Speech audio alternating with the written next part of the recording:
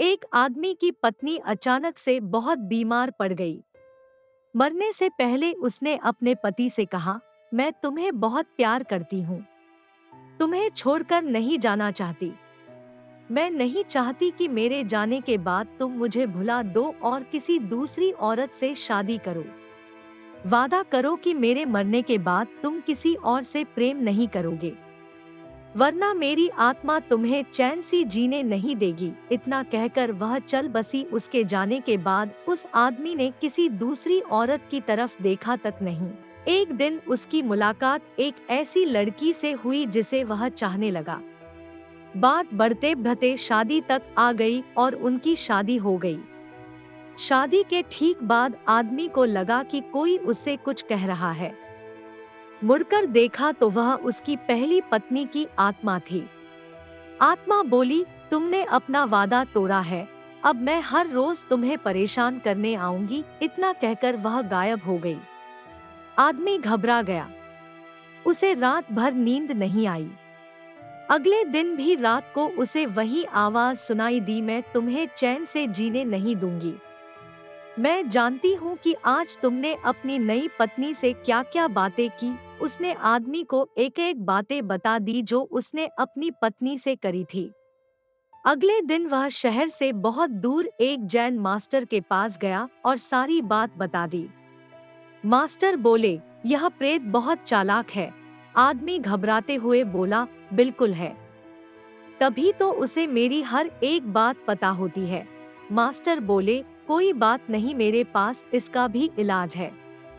इस बार जब तुम्हें तुम्हारी पत्नी की आत्मा दिखाई दे तो ठीक वैसा ही करना जैसा मैं तुम्हें कहूँ। उस रात जब आत्मा वापस आई तो आदमी बोला, तुम इतनी चालाक हो कि मैं तुमसे कुछ भी नहीं छिपा सकता और जैसा कि तुम चाहती हो, मैं अपनी दूसरी पत्नी को छोड़ने के लिए भी तैयार हूँ।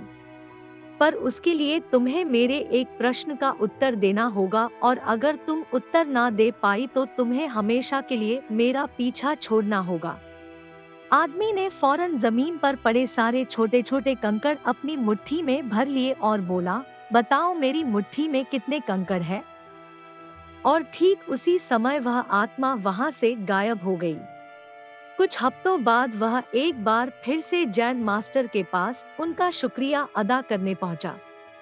आदमी बोला, मास्टर, उस बहुत से पीछा छुड़ाने के लिए मैं जीवन भर आपका आभारी रहूंगा, पर मैं समझ नहीं पाया कि आखिर उस प्रश्न में ऐसा क्या था कि एक झटके में ही भूत गायब हो गया। मास्टर बोले, बेटा, दरअसल कोई भूत था ही नहीं। आदमी आश्चर्य से बोला, मतलब? मास्टर ने समझाया, हाँ, दरअसल दूसरी शादी करने की वजह से तुम्हें एक अपराध बोध महसूस हो रहा था और उसी वजह से तुम्हारा दिमाग एक भ्रम की स्थिति पैदा कर तुम्हें भूत का अनुभव करा रहा था। आदमी ने पूछा, अगर ऐसा था तो वह मेरी हर एक बात कैसे जान जाता था? मास्टर मुस्कुराते हुए बोले, क्योंकि वह तुम्हारा बनाया हुआ एक भूत था, इसलिए जो कुछ तुम जानते थे वही वह भी जानता था।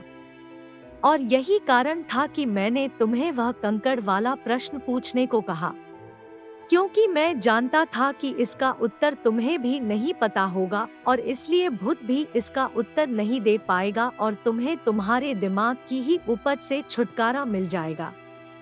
आदमी अब पूरी बात समझ चुका था। उसने एक बार फिर मास्टर को धन्यवाद किया और अपने घर लौट गया। फ्रेंड्स, कई बार हमारे मन में भी किसी पुरानी बात को लेकर गलत भावनाएं रह जाती है, पर अधिकतर मामलों में हम किसी पुरानी घटना को याद कर अफसोस करते हैं, किसी पुरानी घटना की वजह से अपराध बोध महसूस करते हैं। तो ऐसा न करें। गलतियां करना मनुष्य का स्वभाव है, सभी करते हैं। जीवन में आपने भी कई गलतियां की होगी, लेकिन कोई बात नहीं, उस घटना को पीछे छोड़े और अपने जीवन को सार्थक बनाने की दिशा में काम करें।